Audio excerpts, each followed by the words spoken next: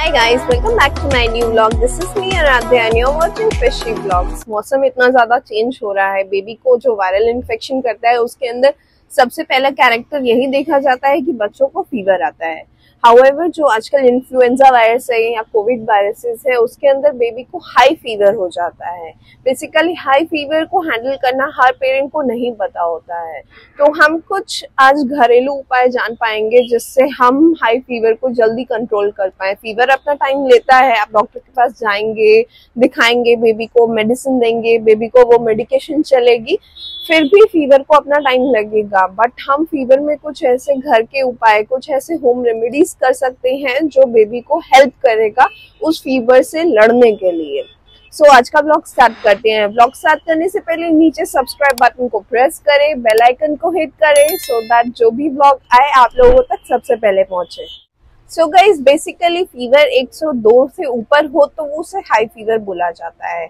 बच्चों के अंदर हाई फीवर को मैनेज करने का सबसे पहला तरीका तो यही है कि जब बेबी को फीवर हो तो हमें उसे ओवरड्रेस नहीं करना है। जो मी एज अ मदर मैंने मिस्टेक की और फिर मैं हॉस्पिटल जाके उस बात को सीखी जब डॉक्टर ने मुझे बोला कि बच्चों को इतना ज्यादा ओवर क्लोथिंग नहीं करो। हमें लगता है बच्चों को ठंड लग रही है, स्वेटर पहना दो, ड्रेसेस पहना दो, उसको मिटन्स पहना दो, ग्लव्स पहना दो, हैट पहना दो। नहीं, हमें ये सब नहीं करना है। बच्चे को नॉर्मल आप अपने मौसम के अकॉर्डिंग बेबी को एक डायपर एंड एक कॉटन शीट के अंदर रख सकते हैं।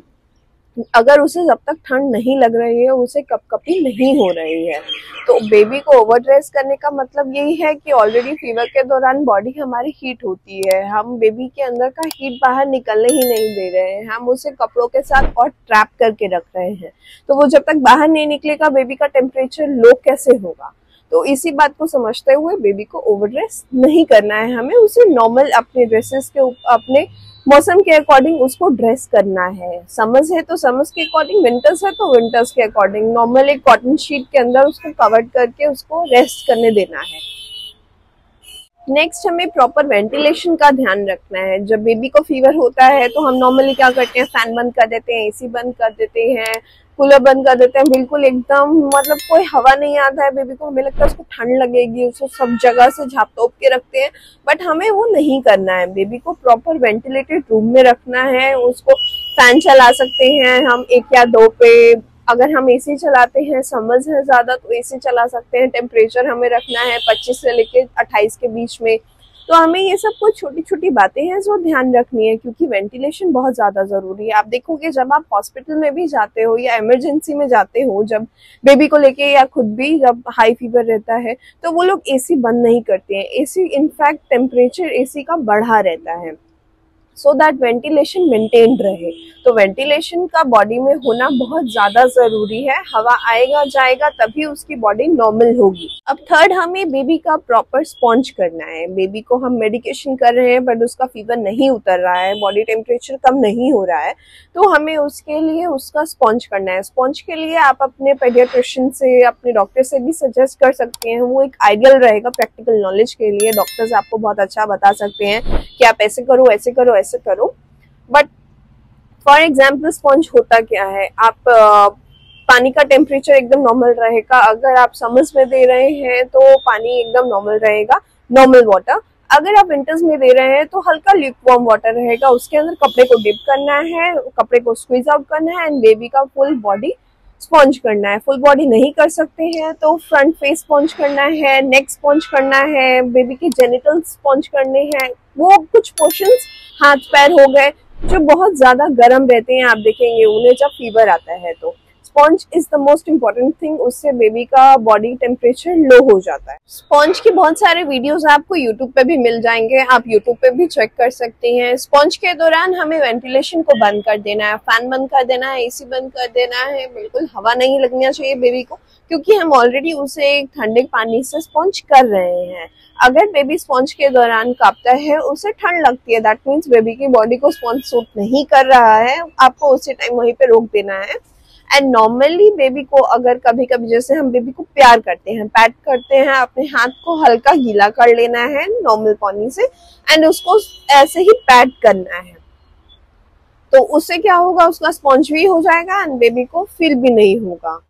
4th इज फीवर के दौरान बेबी का हाइड्रेटेड रहना बहुत जरूरी है। बेबी को प्लेंटी ऑफ लिक्विड्स देना है। हमें एज पेरेंट्स खाने को भूल जाना है एंड बेबी के लिक्विड पार्ट के ऊपर, लिक्विड इनटेक के ऊपर ध्यान देना है। उसे मैक्सिमम पानी पिलाना है। अब बेबी तो उसका मूड नहीं है पानी पीने का, बेबी बिल्कुल एकदम थका आ रहा है, उसका मतलब तबीयत ठीक नहीं है, उसको फीवरिश फील हो रहा है, तो वो एकदम नहीं पी रहा है पानी। हमें फिर भी उसका खाना छोड़ के वो खाए, बेबी खाना खाए ना, वो चलेगा, लेकिन बेबी के लिक्विड इनटेक के ऊपर उसे ORS देना है। अगर बेबी को कोकोनट वाटर पसंद है, उसे कोकोनट वाटर देना है। आप उसे हल्का गर्म करके थोड़ा जूसेस वगैरह भी दे सकते हैं, सूप दे सकते हैं। मतलब जितना भी लिक्विड इनटेक कर पाए बेबी मैक्सिमम, उसे वो करने देना है। हमें खाने के ऊपर फोर्स नहीं करना है कि नहीं तुम्हारी तबीयत खराब है, तुम खाओगे नहीं तो कैसे होगा। खाना वो ना खाए, लेकिन उसका लिक्विड बहुत जरूरी है लेना। हमें ये बात समझनी होगी। प्रॉब्लम होती है जब बेबी को फीवर हो और बच्चा खाना बंद कर दे, पीना बंद कर दे, पानी भी नहीं पी रहा है, बहुत ज्यादा सारा टाइम रोता रह रहा है, तो बस वही सारी प्रॉब्लम स्टार्ट हो जाती है। हमारी बॉडी जो फीवर से लड़ रही थी, अब वो लड़ नहीं पाती है, बिकॉज वो ऑलरेडी डिहाइड्रेटेड है। खाने को तो वैसे ही कुछ नहीं खा रहा है और वो कुछ पी भी नहीं रहा है। तो अगर आपका बेबी छोटा है तो वो जो बच्चों के लिए ड्रॉपर्स होते हैं, वो उस ड्रॉपर से हल्का हल्का पानी उसके मुंह में डाल सकते हैं। अगर बेबी 6 महीने से बड़ा है तो उसको वो छोटे छोटे जो सैशे, मतलब वो जो ढक्कन रहता है ऊपर, उसके अंदर भी पानी भर भर के हर 5-10 मिनट में उसके मुंह पे डाली जा रहा है। अगर वो खुद उठ के नहीं पी रहा है, अगर खुद वो पानी की बोतल लगा के सो भी रहा है, पी भी रहा है, तो इट्स वेल एंड गुड। इसके अलावा बेबी जब फीवर में हो तो उसको रेस्ट कराना सबसे ज्यादा जरूरी है। भूल जाइए बेबी एक्स्ट्रा स्क्रीन देख रहा है, बेबी के साथ मुझे ज्यादा टाइम देना पड़ रहा है। आप अपना सारा काम छोड़ के बेबी के साथ, थोड़ा आपको भले ही ज्यादा टीवी देखना पड़े, कुछ मूवीज देखना पड़े, बट बेबी को कूल डाउन रहना, बेबी को रेस्ट करना बहुत ज्यादा जरूरी है। जब तक वो रेस्ट नहीं करेगा, वो फीवर, उसकी बॉडी फीवर से लड़ने के लिए अपने आप को प्रिपेयर नहीं कर पाएगी। तो ये बहुत ज्यादा जरूरी है कि बच्चा, आपको ये देखना है कि बच्चा मैक्सिमम रेस्ट करे, या तो वो सोए या तो वो आराम करके कोई अपना एक्टिविटी को एंजॉय करे।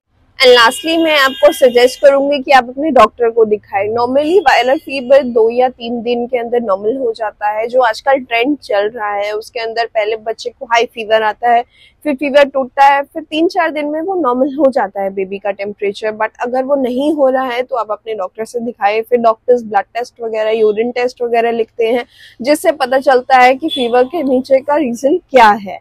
सो गाइज, आज के ब्लॉग के लिए इतना ही। मिलते हैं नए ब्लॉग में। अगर ये ब्लॉग अच्छा लगा हो तो इस पे कमेंट करिएगा, अपने वैल्यूएबल सजेशंस दीजिएगा।